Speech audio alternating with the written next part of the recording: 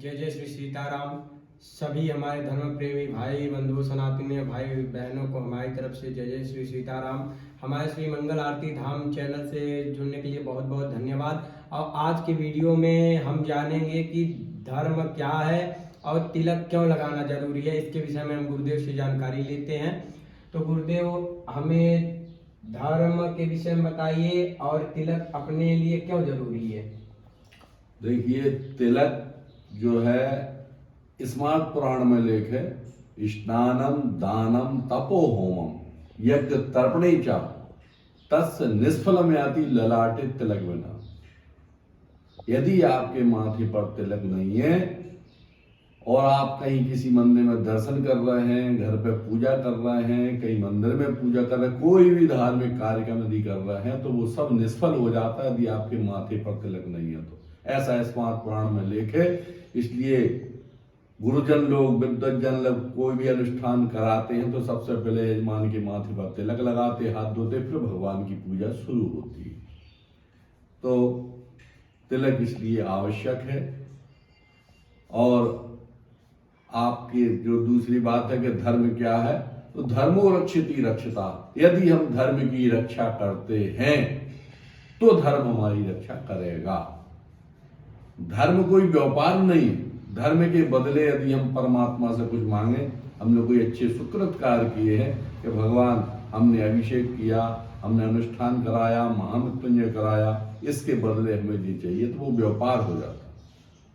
और धर्म क्या है, जैसे कल हमने बताया था कि प्रातः ब्रह्म मुहूर्त में जो उठते हैं, उठ करके फिर नित्य क्रिया से निवृत्त होकर के पूजा पाठ करते हैं, तो परमात्मा से वो है उनका जो है उनके साथ जुड़ जाते हैं। और दिन भर में फिर वो जो भी करते हैं, हम छोटे छोटे कई काम, कोई मांगने आ गए उसको कुछ खाने को दे दिया, गाय आ गई उसको हमने कुछ दे दिया, हम जो जो काम करते हैं वो सारा जो है मतलब ब्रह्म मुहूर्त में यदि उठ करके हम स्नान ध्यान से निवृत्त होते हैं तो हमारा पेज खुल जाता है धर्म वाला, भगवान के यहाँ का धर्म वाला। उसमें पूरे दिन एंट्री भगवान करते रहते हैं, खपड़ी करते रहते हैं धर्म में।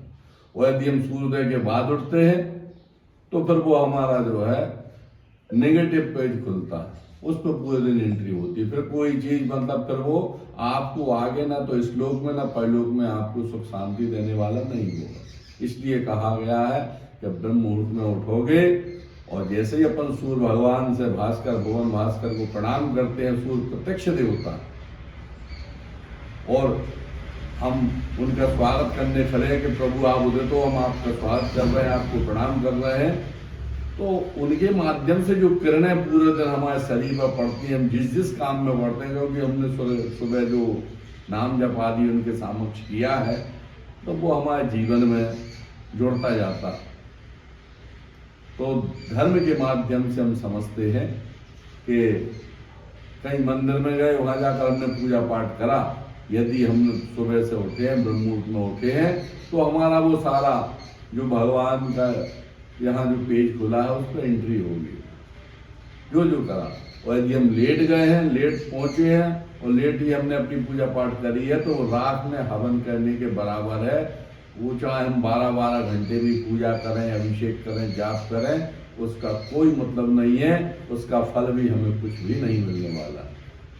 इसलिए विशेष ध्यान रखें कि जो भी पूजा पाठ करें धर्म में होकर के करें, अपनी दिनचर्या को सुधारें। और ब्रह्म मुहूर्त में उठना धर्म के लिए सबसे पहली सीढ़ी है।